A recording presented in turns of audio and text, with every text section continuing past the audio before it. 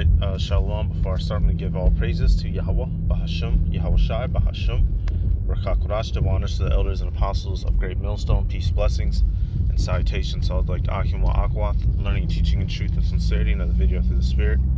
Alright, last night, as a camp, we watched the Till movie that had recently come out.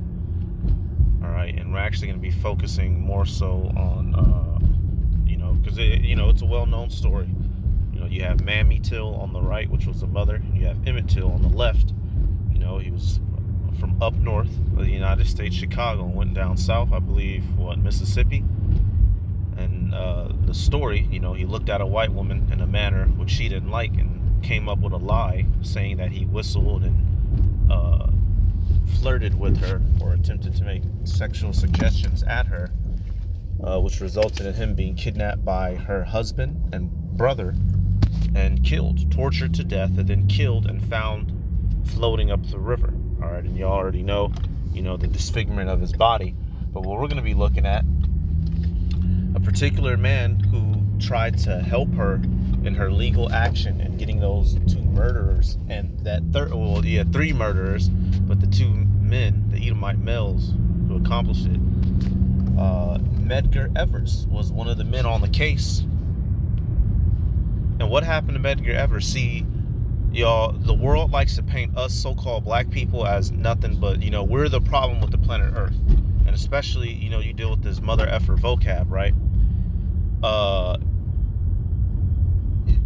The people who want to try to tell us that we're not Israelites, especially the Christians, they're trying to push us, we need to go to Christianity, Well, we've tried being good black Christians. We've tried being good Negro, Latino, and Native Americans, civilizing ourselves, just work, everybody work, wear nice suits, don't make eye contact with nobody, pray to Jesus, go to church. We tried all that, and what did it all do? It still got us nothing but mistreatment, kill, and torture, and maiming.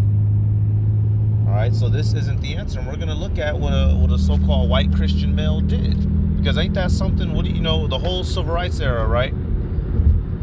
Who was our main enemies? White Christians. White Edomite Christians were the men, women, and children antagonizing, maiming us, and barring us, from opportunity in society. All right, so let's look at the story of Medgar Evers real quick. It says Medgar Wiley Evers. He was born June 1925, died. He was born July 1925 and died June 1963, was an American civil rights activist and NAACP's first field secretary in Mississippi, who was murdered by Byron de la Beckwith. It says Evers was a decorated U.S. Army combat veteran who served in World War II, was engaged in efforts to overturn segregation at the University of Mississippi and end the segregation of public facilities and expand opportunities for African Americans, including the enforcement of voting rights. So, of course, he wasn't aware that he was an Israelite, so he's doing what he's trying to do to fit into the world. But looking at it from the scope of these people in the world, isn't this considered a noble gesture, right? He was trying to, get equality for his people, get his, do all this, do all that. And how was he treated, and what happened to him ultimately?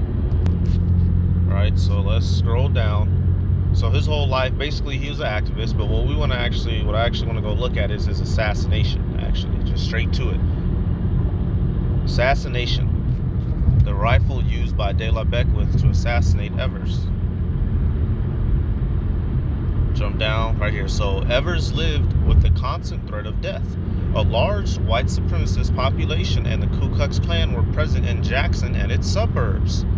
The risk was so high that before his death, Evers and his wife, Merrill, had trained their children on what to do in case of a shooting, bombing, or other kind of attack on their lives. All right. So here it is. These are people that are, activists, good, civil, Christian black folk. Now, why do they have to worry about being shot out, bombed, or attacked? Why?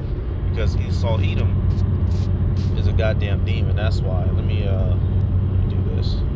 Matter of fact, I'll go to Deuteronomy real quick, because this is a part of the curse, is the fact that our life is always in danger and can be be stripped of us at any time, despite, if you're a so-called good citizen. All right, so Deuteronomy 28:66, and thy life shall hang in doubt before thee, and thou shalt fear in day and night, and shalt have an assurance of thy life. All right, this is something that we literally deal with. All right, it doesn't matter if you're a good. A matter of fact, verse 65, it says, and among these nations shalt thou find no ease, neither shall the sole of thy foot have rest. But Yahweh Bashem Yahushua shall give thee there a trembling heart, and failing of eyes, and sorrow of mind, which we deal with literally. We can get whacked or plugged at any given time, and we can't do much about it, right? So let's come back. Let's keep reading. Oh, shit. Come back to assassination. Says Evers, so halfway in the article, says Evers, who was regularly, right here, followed home by at least 2 FBI cars and a police car, arrived at his home on the morning of his death without an escort. None of his usual protection was present for reasons unspecified by the FBI or local police. There's been speculation that many members of the police force at the time were members of the Klan. So how about that? Why is it that this guy, he's trying to do something good, right? And the own government would follow him around, waiting for any opportunity they could to kill him. How about that? We've tried being good Christians in America. That's not it doesn't work. You kill us and stalk us and destroy us, keep us in poverty any damn way. All right. In the early morning on Wednesday, June 12, 1963, just hours after President John F. Kennedy's nationally televised civil rights address, Evers pulled into his driveway after returning from a meeting with NAACP lawyers. His family had worried for his safety that day, and Evers himself had warned his wife that he felt in greater danger than usual. Emerging from his car and carrying NAACP t-shirts that read, "Jim Crow must go," Evers was struck in the back with a bullet fired from an Eddystone Enfield 1917 rifle. It says the bullet passed through his heart. Wow. It says initially thrown to the ground by the impact of the shot, Evers rose and staggered 30 feet before collapsing outside his front door. His wife, Meryl, was the first to find him. So how about that, y'all? That's the conclusion to your life. Fighting for your people's rights, so-called, even though, he's going off trying to get us integrated into the world. But Jake was, the way that niggas is now is a lot worse than what niggas was back then. Niggas was actually thinking they was, trying to do something decent. Now niggas are just whole demons. Regardless, just picture that. Your last moments, you pulling up home, and all of a sudden you hit the pavement. You feel an immense amount of pain in your chest, and you get up. You already know, it's over. You just trying to get to the door. At least you just want to at least see your family one last fucking time, man. And he fucking hit the deck before he could even do that. And how do you think his woman and his kids felt? All right, let's keep reading. Man, you devils got a lot to pay for, man. Open the door and see your fucking husband face down dead, pool of blood. Open your door, see your father face down dead, pool of blood. Matter of fact, and y'all think y'all gonna get away with this. That's what, you devils, you did all this mistreatment, and you're trying to sweep it under the rug by just telling us to love Jesus and forget about it. No. All right, no. Ezekiel 35. I want to start at, where does it say? Is it 25? So, what is it? Avenged. It says he avenged himself. It might be 25. Let me start. Yeah, let me see. Yeah. Ezekiel 25 and 12. Thus saith the Yahweh Bashem Yahushua power, because that Edom hath dealt against the house of Judah by taking vengeance, and hath greatly offended and revenged himself upon them. So you devils have revenged yourself upon us because you're angry that you lost the birthright. Therefore, you've taken it upon yourself to kill us throughout these several millennia. to kill us and mistreat us. You know, you did it as the Greeks, you did it as the Romans, you did it as many other empires, French, British, you know, Germans. Now the Americans today, you know, so-called holding it down, still whooping our ass to this day.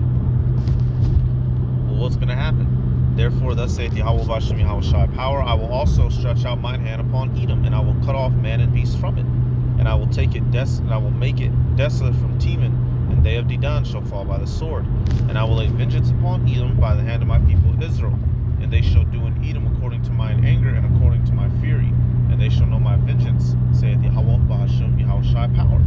So that's what's going to happen. You're going to be repaid for what you did.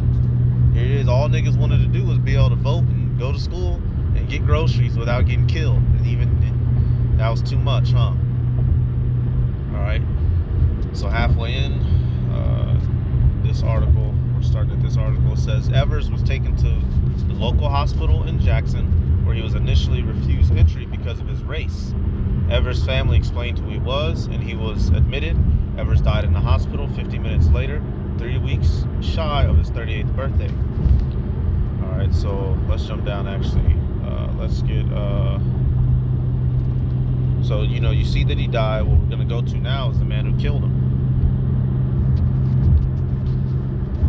It says Byron De La Beckwith Jr. was an American murderer, white supremacist, and member of the Ku Klux Klan from Greenwood, Mississippi. He murdered the civil rights leader Medgar Evers. All right, and ultimately, you know, that's all we need. Basically, he got tried once, and it turned into a hung jury, so he had to get tried again, where he, you know, served life. And that's not biblically. He's supposed to get put to death. There ain't no going to jail, you know.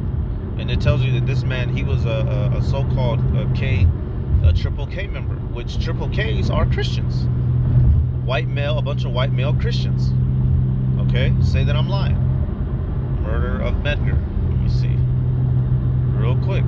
It says on June 1963, he was 42 years old, y'all. This is a 42-year-old grown-ass man who just couldn't contain himself, who had to go and do this. Isn't that what you say of us, vocab? Oh, well, what happens if one of you can't control yourself and doesn't want to wait to the kingdom? Well, De La Beckwith didn't want to wait to the kingdom. Why did De La Beckwith shoot Medgar Evers down? Why did those FBI agents go run up on Fred Hampton and kill him in front of his pregnant wife? Huh? Who killed John F. Kennedy? Who killed MLK? Which we know, you know, MLK was an inside job. All these prolific assassinations, who's behind them? Is it not white male Christians? Literally, y'all. Is it not white male Christians who are behind the most prolific assassinations and mass shootings that happen? Come on, man. Stop playing, man. Go play with your mama. Don't play with us. All right? It says De La Beckwith murdered NAACP and civil rights leader Medgar Evers shortly after the activists arrived home in Jackson. Beckwith had positioned himself across the street with a rifle, and he shot Evers in the back. Evers died an hour later, age 37. Merrill Evers, his wife, and his 3 children, James, Rena, and Daryl Evers, were home at the time of the assassination. Their son Daryl recalled the night. We were ready to greet him because every time he came home, it was special for us. He was traveling a lot at that time. All of a sudden, we heard a shot. We knew what it was. So how about that, y'all? They was happy to see their dad, and they just knew as soon as they heard that crack of that rifle go off, they knew that was somebody attacking their father. And you got this motherfucker, hey, this guy was, tells you right here, this De La Beckwith guy served in the military. He was a gunner in World War II.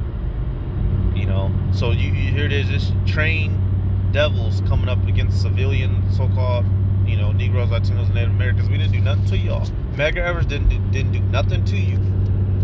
But what does this go to show you? These mother effers are full of shit, y'all. They're full of it. They speak smoothly. Oh yeah, this is America, the dream, the land of opportunity. Come here, be a Christian, love Jesus, work your 40 hours a week, get married, have a child. Well, we've tried that, and you interrupted that by stripping us of our lives. So that's how we know that's not the answer. We need Yahweh Ba'Shem Yahweh Shai. That's it and that's all, folks, as they say. Psalms 55 and 20. He hath put forth his hands against such as be at peace with him. He hath broken his covenant. The words of his mouth were smoother than butter, but war was in his heart. His voice was softer than oil, yet were they drawn swords. Okay? You can't do nothing. You can't do nothing. We've tried being nice and talkative with this guy. Gad tried it, got every treaty broken. The so-called Negroes tried it, and we just found ourselves getting just completely destroyed, y'all. Getting completely destroyed. So that was about it. I just wanted to highlight that. Let's come back. How many? I ought to start a series, or it's just nothing but white Christian males and the murders and atrocities that they have committed. Since because that's one of Vocab's angles. That's one of his talking points he likes to use to play on the emotions of the crowd. I forget the word that you use for that specifically. Not straw man, but it's one of those linguistic words, in forms of debate. But he likes to do that to play on the emotions of the crowd, to say that we all have the potential to be a terrorist. Well, we may have the potential, right, according to him, but you devils actually are the terrorists. You actually literally go around killing anything that you don't like, regardless if whatever you're killing did anything worthy of death or not. So that's about it. I'm going to give all praises to Yahweh Ba'Hashem, Yahweh Shai Ba'Hashem, Rakha Kodash, the honors to the elders and apostles of Great Millstone. Peace, blessings, and salutations to all like the Akim Wa'akwath, learning, teaching, and truth and sincerity. Shalom.